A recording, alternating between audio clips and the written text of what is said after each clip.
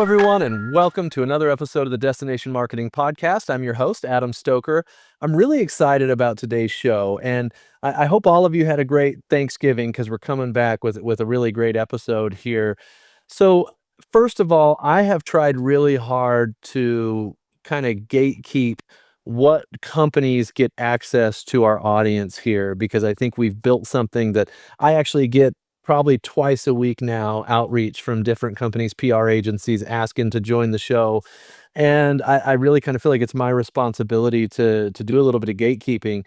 But at the same time, when I see a company take over the industry by storm, I feel an obligation also to make sure that I put that company in front of you all. And that's somebody that I've invited to join me today on the episode. So I've got Michelle Donegan, and Michelle is the Chief Marketing Officer of Mindtrip.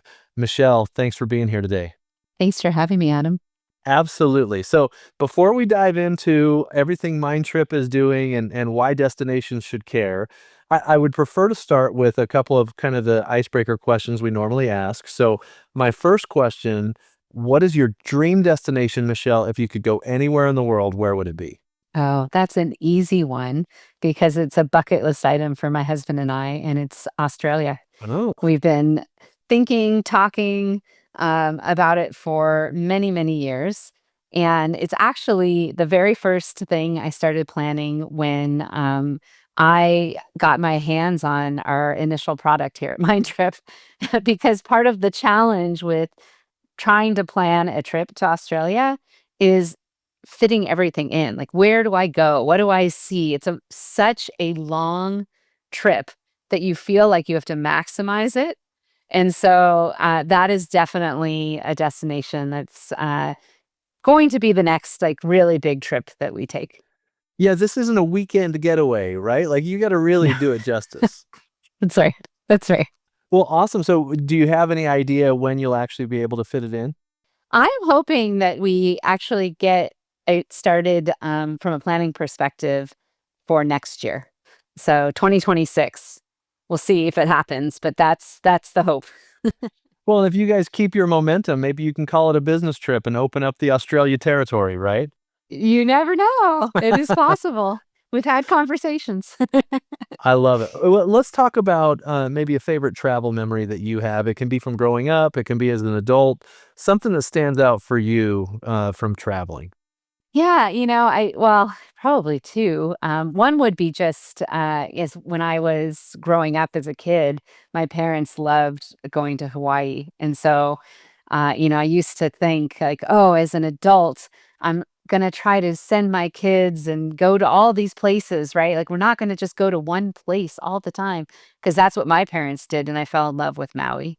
Um, but truth be told, we had children and we took them one time and they fell in love with it. So now we actually do that quite a bit with them. So, but I just have all the memories of like the tradition of it all, right? I think that we fall into that, and maybe that's more of a parental thing, but we fall into these traditions that we create, like going to the same place, doing the same things.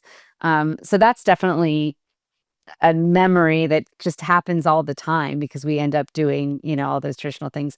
And I would be remiss if I didn't mention my honeymoon, which was in Italy. So that was definitely a memory to kind of bank away and, keep at the forefront because we just had an amazing time traversing all of Italy from Rome to Venice to Florence and Tuscany, and all of it was amazing. I love that. I love that. And you know what? Love that you check the box of making sure you mention your honeymoon. I do want to zero in though on your generational tradition that you've carried on because I think that's a really interesting concept. I think a lot of people undervalue family traditions, especially as it relates to travel, and you almost feel guilty when you slip into the tradition that your parents passed on to you.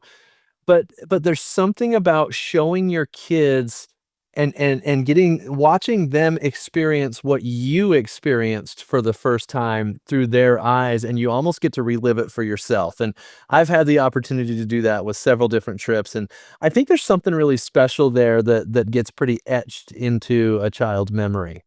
Yeah, I agree with that. I think, introducing them to the places that I have been and the places that I've eaten and the things that we've seen and just seeing it through their eyes again is pretty special.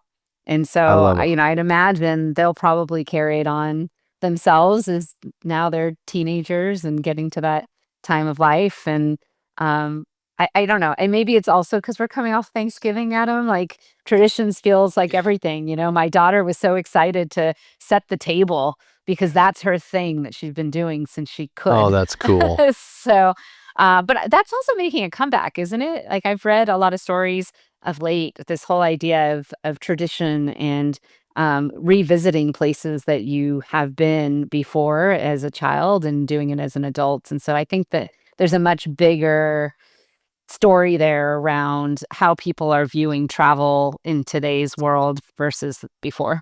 Yeah, it's interesting because we're in such a progressive society, right? Where and I think we went through a time where people wanted to kinda abandon some of the things that tethered them to their past, and I think what we're kinda seeing is a turn towards maybe having that deeper connection with the past, and that comes in the form of generational travel, genealogical travel, right? Where you're going back to where your parents were raised or your grandparents were raised. I'm really kinda seeing a lot more travel related to those family ties than I saw early on in my time in the travel industry. That makes sense. Yeah, that's interesting. Well, what part of Maui do you stay on? We stay in Wailea, and my kids are tethered to Hotel Wailea. Sorry, not Hotel Wailea, the Grand The Wailea, Grand Wailea. with all the slides and Yeah, things like that. And so, we tend to go back there because they could spend the entire time at the pool. We could do nothing else, and they just love that. So that's typically where we stay and in and around the Wailea area. I love it. I met several parents who swear by the Grand Wailea, so I'm gonna have to put it on the list and take my kids there. Yes, for sure. Not to be confused with Hotel Wiley, which is adults only, which is where my husband and I will strive to go when they no longer want to travel Okay. with us, Adam. So don't take your kids to the Hotel Wailea. Yes, I don't think they will let you in. Well, awesome. It's fun to get to know you. I think travel tells you a lot about a person when you hear a little bit about their experiences, and so I appreciate you sharing. I'd like to move on now to your professional background, right? Like, what led you on this journey that now has you running the marketing for Mindtrip as an organization? Yeah, it's a great question. And I think for those who have gotten to know us, they know that the Mind Trip team is new to the travel space, but not new to each other. And so it's a unique story, I think, a little bit for companies where most of the team has worked together in many iterations before. So I actually, previous to Mind Trip in the travel space, worked with this team in the automotive space. I spent, oh gosh, about 17 years or so in the automotive space. Um, and I also spent about 7 years kind of bookending the very early part of my career and then right before my trip in the real estate industry. So I've actually worked in a lot of different industries. I tell people I am really a student of people, not of industries. So whenever people are like, "Wow, you've moved around. You've even been in the online dating space. Like, how do you do that?" I just love the relationship building and understanding and studying the people that are involved in an ecosystem. And so I've been running marketing teams for most of my career, from very early stage startups like Mindtrip to large publicly traded companies. And I love the startup phase. I love building a brand from scratch and building a team from scratch. And really, exactly what when you started with the intro, like seeing something form and take off and building out that reputation is really what I love the most. And I've been doing that now in the startup, community for a very long time. But I get involved in all sorts of parts of the business, as I'm sure people have seen. I'm a lot of times the front face and speaking and thought leadership for the company. I'm involved in operations and product and all sorts of different parts of the company. So But that's startup life, right, Adam? Like you Yep. can relate. You do everything. Absolutely. Well, and to be successful, you just kind of have to be willing to wear a lot of hats, and sounds like that's exactly what you've done.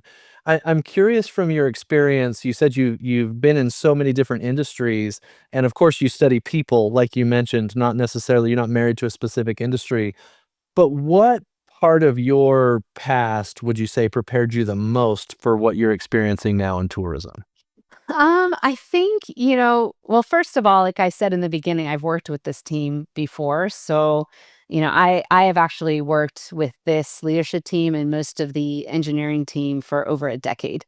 And so our first tour in the automotive space together probably is what prepared me the most for this. But a lot of the industries that I have worked in are similar in the sense that they're very relationship oriented. So if you look at automotive or you look at real estate, there are a lot of similarities in, at least on the business to business side of getting to know people in the ecosystem, making sure that you have deep partnerships with people that they really do care. It's not just transactional, but that you care for one another. And I think building out that capability to have those strong partnerships and really put those partners up as the hero of the story because it really is them. Like when you sell software, your software isn't necessarily lighting the world on fire. It's what they do with it, right? And the vision that they have. And so I think that experience with this team, both in building a strong culture, but also building out a reputation in the industry around doing great work and partnering with great people is really probably what prepared me the most. Awesome. Awesome. I love that. Well, I want to give all of our listeners just a little bit of background of why I decided to reach out to you and ask to schedule this episode. First of all, when AI hit, it became very clear that it was going to change everything about everything, not just about travel, but everything about everything. And one of the things that I recognized, I believe, fairly early on is that the way destinations on their websites were interacting with potential visitors, that had to change. And it had to match the new customer expectation of an experience when they're trying to get something done. We moved from an age of information to an age of direct answers to questions. The list of 10 links was no longer going to do it anymore. And so I looked at that and I said, we've got to build an AI powered chatbot that allows, and this was when they started doing custom GPTs, right? And that allows people to have a better experience on the site. And what I learned going through that process is that if you're going to do this, if you're actually going to try to build something like this, you can't be an advertising agency that builds some of these products on the side. Like you have to go all in. And the moment when I realized that the solution we had tried to build wasn't going to work was when I did my product demo with you. And I can't remember how long ago it was, but you walked me through everything you guys had created. And I said, we're not going to be able to match this rate of expansion, nor were we ever going to compete at scale in the AI space. It was more a product we wanted to offer as an added benefit to our clients. But I realized how much the technology was going to evolve and develop. And early on, I had seen products like Guide Geek, which I think was kind of first on the scene of really making an impact. And I found their product to be really interesting. But when I saw what you've done with Visit Myrtle Beach, and when I saw what you've done with especially the America the Beautiful website, that's when I realized the integration between visitor expectations that they have within a chat experience have been achieved, right? Like when I go on America the Beautiful, I feel like I'm in an LLM while still having an integrated website experience. And it's the first time I've seen that truly accomplished in a way that I feel like is the right visitor experience. And of course, technology is going to continue to evolve and people are going to continue to change and all of that. But I really felt like when I saw that, No wonder Mindtrip is coming up in every AI conversation in the destination marketing space. And so I'd love to have you give us a little bit of an overview of how you've approached developing your product for the travel industry, and then an update on where you are today. And I want to hear your vision also about what's going to happen with this consumer experience over time. Yeah, maybe I'll start with just how did it come about? Because I think our origin story tells a lot about like why you were feeling that way. Well, first of all, like thank you. Like huge um uh you know accolades coming from somebody like you, like, that's amazing, and we work with agencies so often because, as I said before, we're just the technology, but it takes a lot of people to make it look amazing and integrate in that way, right? So, we are very lucky. I think that is the difference, by the way, between other industries we have worked with versus travel, is all of the creatives that center around this space is incredible, so we're having a lot of fun. But the company, I think it's important to know that we started out and still have a direct to consumer experience. And so what we did and sort of the origins of the company was right when ChatGPT and like Dolly was available, like right when it all launched, was right as a lot of the engineering talent and our CEO, who's really like our chief product officer, um, started to think about the next company that they were going to build. And one of the big superpowers that we have is our user experience, and so they looked at this whole, generative AI world and said, what if we built a company where this was the foundation, but we layered on our abilities with this user experience so that it's not just text, where we're just typing, but there's a whole immersive experience around it. And so Mindtrip was born and travel was selected because it's a very considered journey. It's also one where it's pretty fragmented and siloed, when you think about the world of like hospitality versus tourism versus like flights versus, right? It's very siloed. I have to go to so many different places to actually stitch together a trip. And so the vision from the get was, how do we bring all of this together? Like, could AI be the thing that brings all of these things together? But the user experience was always the most critical piece, which was to go beyond what large language models do today, was just, text-based responses. And so that's really where it came from. And we continue to push the envelope because of our consumer facing website and iOS app. It's always been about the entire journey. So it's not just, can I ask and answer this question for myself about this destination, but can I also make sure I can find hotels, and can I also, make sure I can build an itinerary, and can I also add my co-travelers to this plan? And can I also use all of this information when I'm on my trip, right? All of these components is kind of how we think. And I think that's what makes the technology different, is that it isn't just this kind of like flat ask and answer. It's so much more. We always say we're so much more than a chatbot, Adam. That's what we always say. Yeah, for sure, and I think you demonstrate that in the America the Beautiful website. That's the one that I've probably played around with the most. This year was a whirlwind. I was able to go to so many conferences and meet so many of you in person. It was such a wonderful experience, and I'm grateful for every event that had me come speak. It is something that I'm continuing to do. I've really enjoyed it, and I want to continue to be able to speak at events. My spring is already kind of filling up for next year, which is a little crazy. I've already got a wild all-night flight plan to get from one conference to another, but I really would like to be able to come to as many conferences as I can so that I can interact with each of you and be able to share some of the things that I've learned and that I'm seeing in the industry and where it's going. So if you have interest in having me attend one of your events, whether it's a governor's conference or if you're one of the major associations in the industry, let me know. I want to make sure that I get it on the calendar as early as possible, and I can't wait to see you all in person. Reach out to me, Adam, at thebrandrevolt.com if you'd like me to come speak at your event. Now that you've given the overview of the company, tell us a little bit about how your partnership with Brand USA and the America the Beautiful website came about, and what your specific goals were there related to user experience that made it so smooth. First of all, it came about originally because I met, Jeanette Rausch at a conference, actually, it was a Skift conference, gosh, probably a year probably about a year ago, maybe a little bit more.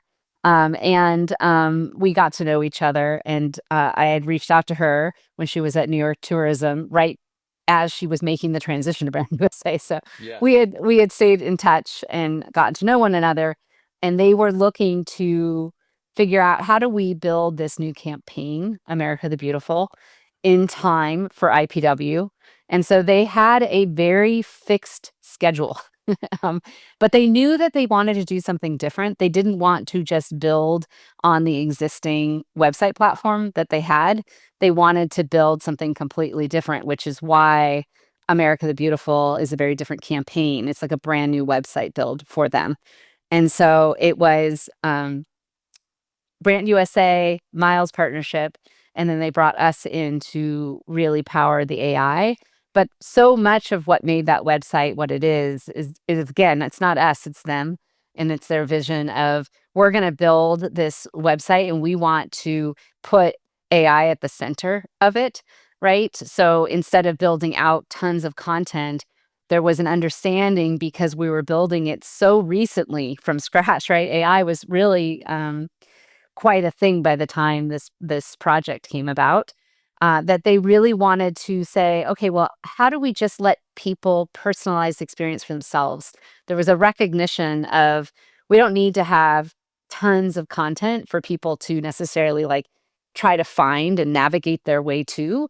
But if we just really open it up and we put a bunch of prompts to get them started, can they actually navigate themselves to that through the conversational component? And so that website actually has over 300 different calls to action that lead into the Mind Trip experience. But it really was done in record time. Like we had a deadline and there was a vision, and it was all about what I call don't put baby in the corner, which only I certain love it. generations will get that I love reference. it. But if you're a Dirty Dancing fan, you'll Yeah, if you understand. haven't seen Dirty Dancing, now's the time. Right. So never and I talk about this very openly to a lot of destinations. Like I think when people put these AI tools just in the corner and they don't actually integrate them into their website, people are trained with that experience to think that's like live help or something. It's like the last resort of what I go to when these AI experiences are so much more than that, where you can ask any question and get those answers. You wanna make sure that you're weaving it in. Is that's what Brand USA did, is weave it really into every component of the experience so that people could find the answers that they're looking for and create their trips around how they're gonna visit the US. And I think that's one of the key components here is when we talk about AI, it does get kind of narrowed into a chat bot, right? And what you guys have done when you say you've woven it into the experience, what I'm trying to do is illustrate for people that aren't looking at the site right now. I would encourage everybody to go check out americathebeautiful.com. But it really it's more almost like conversational, like you have a guide, not a guide to guide you through the destination, although you can probably get to where it feels that way. You have a guide to guide you through the website and to help you find the information you need to find. And I wanna dive into one of the things that you mentioned about you didn't go content first and just build out this massive repository of content and then layer the AI chatbot on top of it so that people could get to the information they wanted quicker. You started with the experience, right?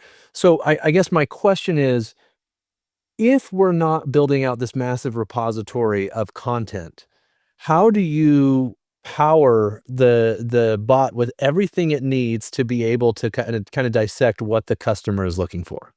Yeah, great question.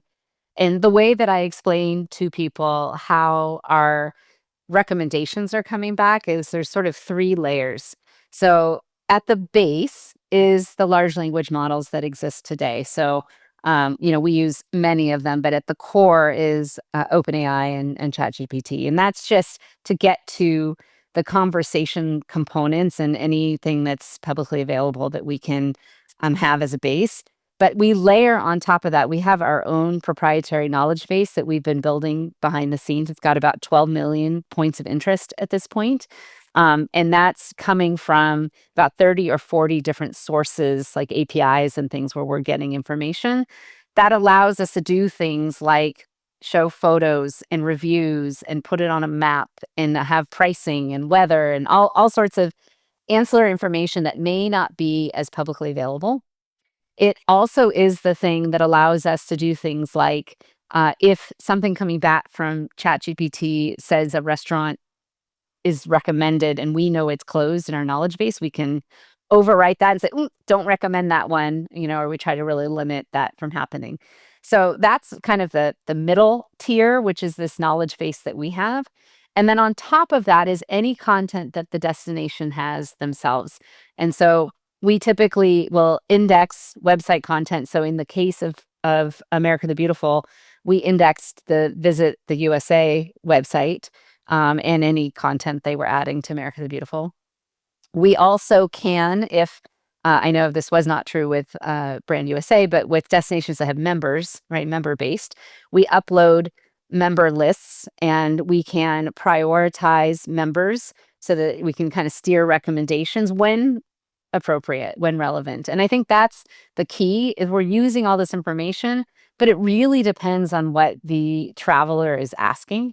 And so I always tell people, if you have a member that is 10 miles away, but there's a hotel within like 1,000 feet of that attraction, are you going to want to ignore it completely? Or if somebody says, what are the closest hotels to this attraction? Are you going to actually recommend it? And so there's some balancing that we've really worked to fine tune. And so we take all of their content, we can plug into CMSs and CRM systems. We also allow people to give us what I call key facts. And so key facts are what allow destinations to prioritize certain things. And so a couple examples of that would be, we have a partner with Costa Rica. They have a key fact around sustainability. So they want to make sure that when possible, that we recommend a sustainable stay, as an example. With Brand USA, you can imagine there are all sorts of key facts around Yes. things that people might ask, and we might want to steer conversations. With Visit California, we partnered, especially, and I'm located in Los Angeles, so this one was close to home. Earlier this year, we had all those fires. And so we wanted to make sure that there were key facts in the system, not just around like, hey, by the way, only 2% of Los Angeles was impacted. So if somebody asked, is it safe to come to Los Angeles? That was an important fact because depending on where you were in the world, it looked like all of Los Angeles was on fire. Right. Maybe all of California looked like it was on fire. Like it was, right? It was a big deal. But we also put key facts in for all of the businesses that were destroyed permanently so we could answer questions in real time around that, which was very important because there was all sorts of like fake news happening around businesses that were destroyed that actually still were in business. So those are the ways, but it could be everything from something really important like a natural disaster to, hey, we have a special promotion, at this hotel or this attraction. So as lighthearted as, $100 off, like it's a very powerful tool that destinations can use to really highlight the things they want to make sure get highlighted. I love that. I wanna pivot a little bit because, it's one thing to build the technology, but with consumer behavior changing so fast, with technology changing so fast, almost everything's a hypothesis, and then you kinda have to see how it performs and how it's interacted with and how people use it in order to understand if your hypothesis was correct and to decide what to do for the future. So, how are you capturing what's happening on these sites and learning from it and then implementing for the future? I mean, I think we do a couple different things in order to do that. On the metric side, we're watching for what percentage of travelers are engaging in the AI. And then we're able to take a look at when they do engage in the AI, are they spending more time on the site? Are they actually going and mentioning, or are we mentioning certain partners? Are they handing off to that partner's website? So we're measuring a lot of those types of things, which we're seeing, huge gains in things like engagement overall. And so that part of it, we're constantly fine tuning. We look at that for ourselves too, by the way, on our own. So again, eating our own dog food and having our own consumer facing website really helps us fine tune the experience. What I find though is the most powerful thing that is available to destinations is not necessarily like a metric they can take to the board. It is mining the content gaps of that we're seeing by the conversations themselves. So, Yeah, tell me about that. That's an important piece here. I'm really excited to hear where you're going with this. yeah. So, understanding, I think we're moving to a world that takes us from pushing content out that we think people want to see and read, to extracting the questions they have about our destination that we have no content on at all. And so you could actually ask every single one of our destination partners today what they've learned by having this on their website, because you're starting to see things you never even thought of. Like, oh, I didn't realize that people are asking all these questions about accessibility, or I didn't realize that people are confused on transportation within my location. And so I think those things are actually where the heart is of this, which is for the first time, we actually can understand the questions people have. And not only is that powerful for creating content for your website now, which I think is where you wanted to go earlier, it's also really important to understand these questions for where we are headed from a future perspective with AI. Like, how do I feed any of these large language models unique content about my destination? It's hiding in these chats that are happening on your website today. Yeah, you and the consumer are learning and evolve because you're learning to learn from them at the same time they're learning to use the tech.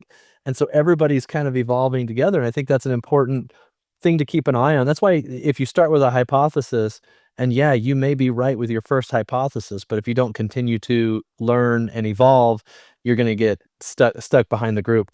So I really like where you went there with you're identifying the content gaps that people have. So you can see people have questions about a destination that maybe the current destination website doesn't answer, right? So it I guess the question for me then is how do you deliver that in an actionable form to your destination clients where it's like, okay, here's the data we received and here's how you can take action. Is that coming in the form of content recommendations? How do you deliver that? Yeah, so in addition to our, traveler facing experience, which is very visual, because I think that is something that is missing in a lot of the, just conversational only components, is that visual capability. We also have a backend tool where destinations can log in, and we actually, not only can you get all of the individual chats, but we have something called Chat Insights that takes AI and groups the chat conversations and makes recommendations that says, "Hey, here's some insights. Here's some common themes of things that are coming up for your destination that you should be thinking about." So, and we I love say that that. all the time. Actually, we use AI to grade AI. Like, we can tell you if a conversation had positive sentiment versus negative sentiment, because we're using a different AI to grade the AI recommendations that are coming back. And we're using AI to develop the insights for you as to what the content gaps are that you should be thinking about. Awesome. Awesome. Okay. I want to look forward now because, we've talked a lot about what the current capabilities are. Where's this all going? Yeah, I mean, I think for us right now, we're looking at a lot of different capabilities, from a tools perspective. There's all sorts of rumors and not really rumors, that's not the right word, but conversation right now about agentic and what does that mean and where is that going? And what point are we going to lose relevance as a destination? And, how do we stay relevant in the conversation? And I think, really at the end of the day, nobody fully knows where this all is out, to be fair. But I think that what I do know is nobody knows destinations like the destinations themselves. And so when I look out and I see the level of detail, like some of these conversations that are happening today, you have to understand the level of detail that a consumer is putting in. So I have seen things like, I am going on a trip with my, spouse and my 3 kids, and here are their ages, and we're planning a trip in December, and we are looking for all inclusive, resorts, and like the amount of detail that you're getting from these consumers is pretty specific. And so when you think about that and you think about all the destination content that's out there, if somebody has a very specific need, like in my case, I always use this as an example. I have a daughter who's a vegetarian who doesn't eat vegetables. I'll let you take that in for a Okay. second. So when we go places, I have to find restaurants that not only have a vegetarian option, but really have like a carbitarian option. And that could be tricky. And so when you think about who's going to tell me that, who's going to actually recommend something like that, the local people that live there are in the best possible position to be able to answer those questions. And so I think we're in a world now when I look forward and I look at what's happening with agentic and how people can now, potentially go out and have all these tasks happen and come back. Who's at the foundation going to have the content that we are all pinging to serve that recommendation back? I think it's always going to go back to local expertise.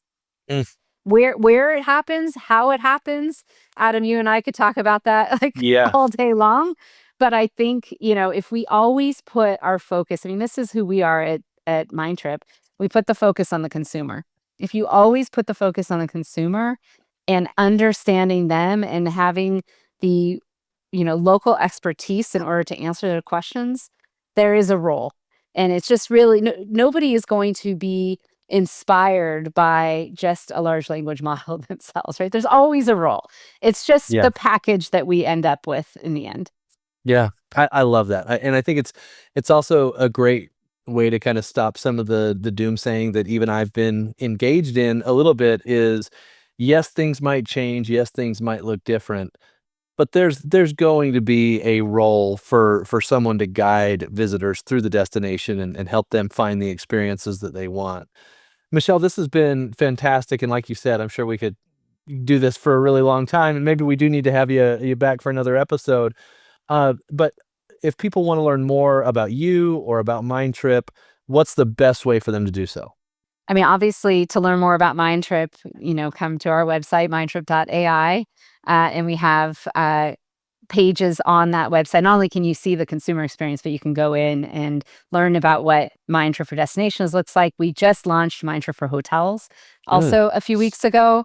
So you can learn about that too. I know a lot of hotels are destination partners, and so there might be some good synergies there. Me personally, you can hit me up on LinkedIn. You can email me directly at michelle@mindtrip.ai. All the places. I think the one thing that we have learned from every company that we've worked in together is whenever somebody in the industry wants to connect, you connect. And so I'm more than happy, even for somebody who's not ready for this, just to have a conversation. We're more than happy to do that. I love that. Michelle, thank you so much for taking the time today and sharing your experience with us. I really appreciate it. Thank you again for having me. Absolutely. And thanks everybody for listening. If you enjoyed today's episode, please don't forget to leave us a rating or a review. It helps us continue to bring you amazing guests like Michelle. Thanks everybody, and have a great week. Another major hot button in the destination marketing industry that we were able to discuss at CMO Jam was the RFP and procurement process. We all know it's broken. If you've listened to my show for a while, you know that I think it's broken. And we had a great discussion with some of the brightest minds in the destination marketing industry in episode 5 of CMO Jam. And we talked about what's broken in the process and how to fix it. I thought it was an awesome discussion. And again, we had a great video, and it's not super conducive to this audio format, but I think this excerpt will give you a taste of just the sheer value that came from that discussion with such a great group of people. I hope you enjoy this excerpt, and of course, if you do, please make sure that you go listen to the entire episode or watch the entire episode on the Brand Revolt YouTube channel or on Tourism IQ. On the vendor side of things, you guys are all CMOs. You all work with multiple vendors, and specifically agencies. I've got to tell you, the RFP process in our space does not set up the agency-client dynamic for success, not even at all. And you talked about, Emily, having the objectives first and then budgeting from there. RFPs, if you make it a list of tactics that agencies are supposed to fulfill on, you're going to get an agency that feels like the partnership is based on the tactics they're performing instead of the outcomes that you're looking for. If I was built, and by the way, I know procurement has rules and restrictions and stupid legality and all that kind of stuff. But if I was hiring an agency from your chair, I would say, this is the objective I want. Build me a plan to get there. And then I would get out of the way and see what the agency comes up with, because that's actually where you find out if the agency can be creative and different and unique, or if they're just going to do a list of tactics. And I know you want to compare apples to apples, and that's why we have the list of tactics in the RFPs.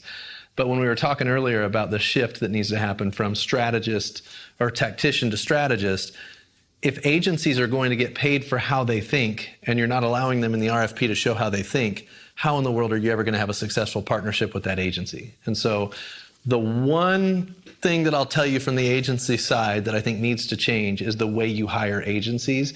And as long as you're giving them a list of tactics and expecting them to be strategic, it's not an agency problem.